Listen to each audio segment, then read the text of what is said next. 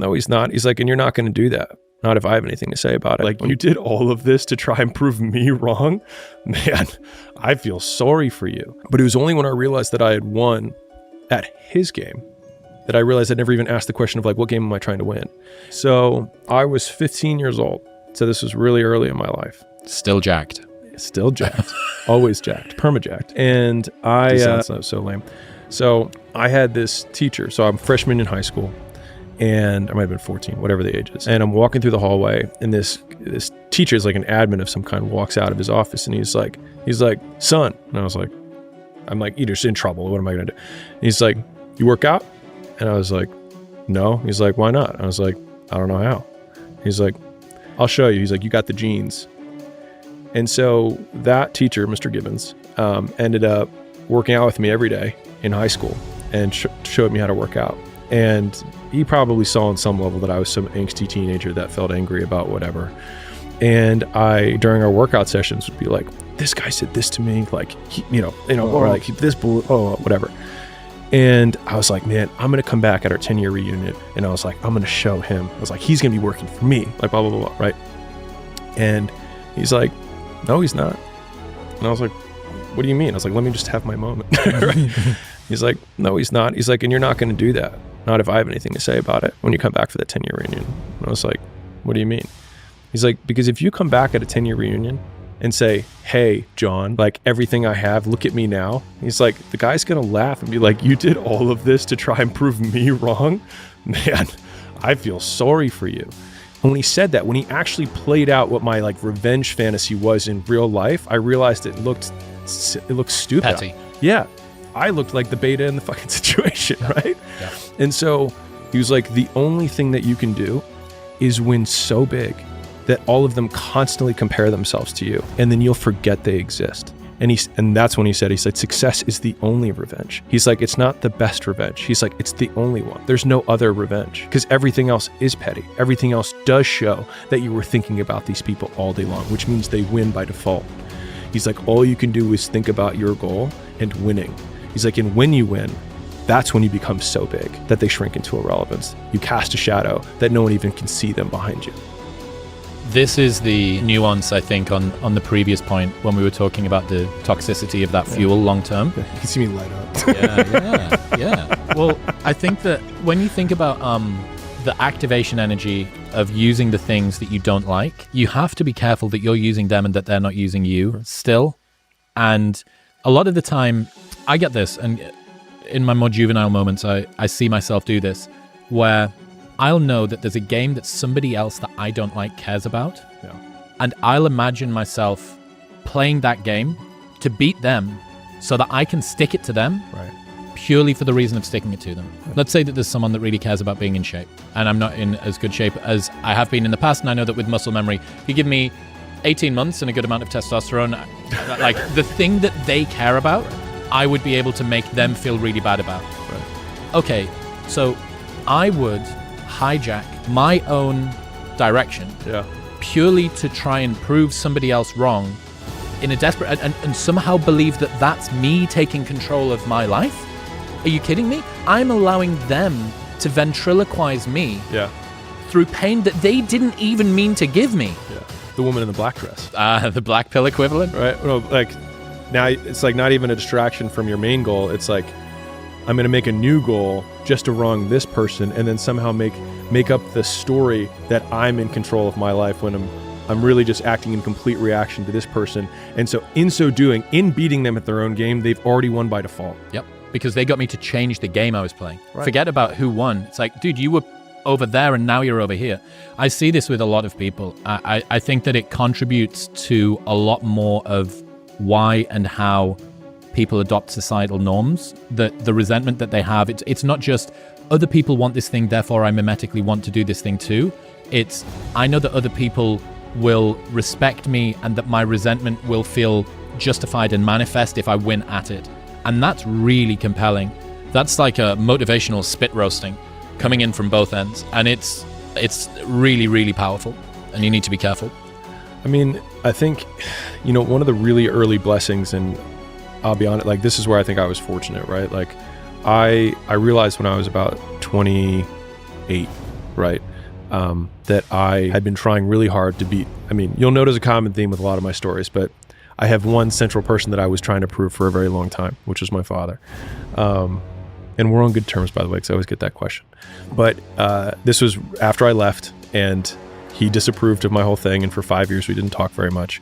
And so he calls me up he says, "Hey, you're going to want to sit down for this." And I'm like, "Okay, what? Are you pregnant?" And so he says, "I'm sorry." And I was like, "For what?" And he was like, "For everything."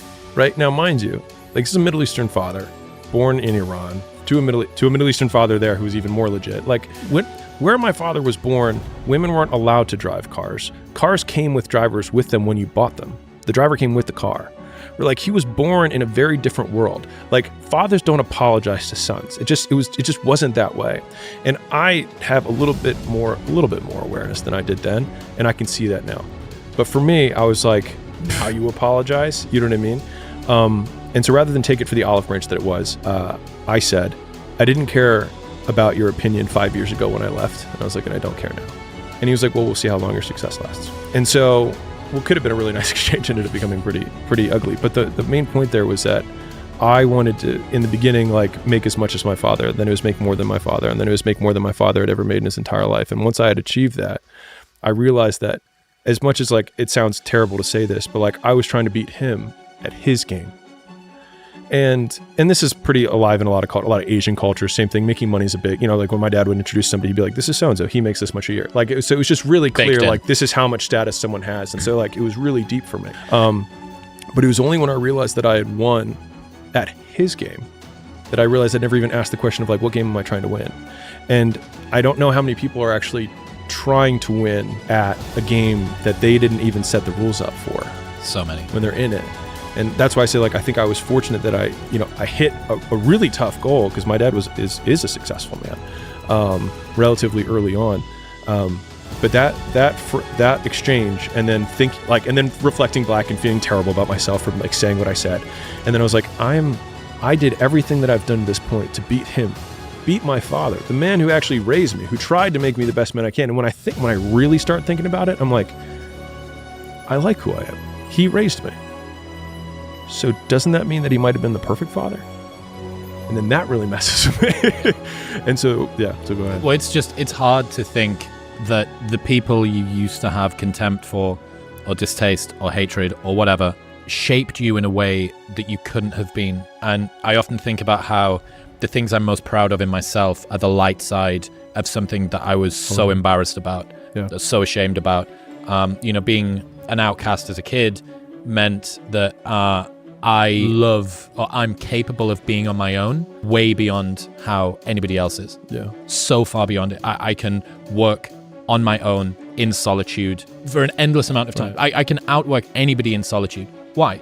Because I spent almost all of my time between the ages of 6 and 16 in my bedroom listening to audio tapes, right? Listening to audiobooks and, like, throwing, like, a tennis ball against the wall, or, like, playing with my, like, fucking Mighty Mouse from Mars, or whatever they were called. What was it called? Biker Mice from Mars. That was it. And that was what I did. Yeah. So, but all of that discomfort and all of the challenges that I went through there are one of the things that I'm so proud of myself for now. Okay, so what if I look back and I said, well, all of the bullying that I went through and the challenges of feeling alone and being on the outside of social groups meant that I developed such attenuation and attention and focus and an ability to distill down what's happening socially, which is why I became one of the best club promoters in the UK for a decade and a half. Right. Because for all of my school life, I'd been obsessing over how Alex wears his tie. Maybe that's why he has friends and I don't have friends. Or the particular brand of shoes that he's wearing. Or like, he carries his bag on that shoulder and I carry mine on this shoulder. Because I couldn't deconstruct why I didn't have friends and everybody else did. Right. Okay, so looking back, would I have rather had the friends and had the brother or sister and not developed this skill? I can't split test life, so I don't know. Right. But my life's ended up pretty good, and I'm happy with it. So I need to not only look back at that stuff as something not to hate, but something to genuinely be thankful for. Yeah. And that is, frankly, something I'm still working through. Yeah. It goes back to the first thing, which is, like, the most traumatic events that happen in our life they happen for us, not to us. But when you expand the time horizon, like those things, and to be fair, there are people who do have really crappy things happen to them and then it destroys them. Yes. And then that's it. And then they're just done. And that's all it is. Not everyone has like a moderate amount of childhood bullying and an only child with like parents that care about them or whatever. Like, because you were a child coping with the world with the coping skills of a child. I'm still largely that. As an adult infant. Right. And so, but I think that, the key, at least for me, my key takeaway from both of these kind of stories is more that all of the negative things that happen on the micro have the opportunity, if doubled down on, to be huge wins in the macro. And sometimes in ways that just a micro win would never have the ability to be doubled down on and become a capital W win in the macro.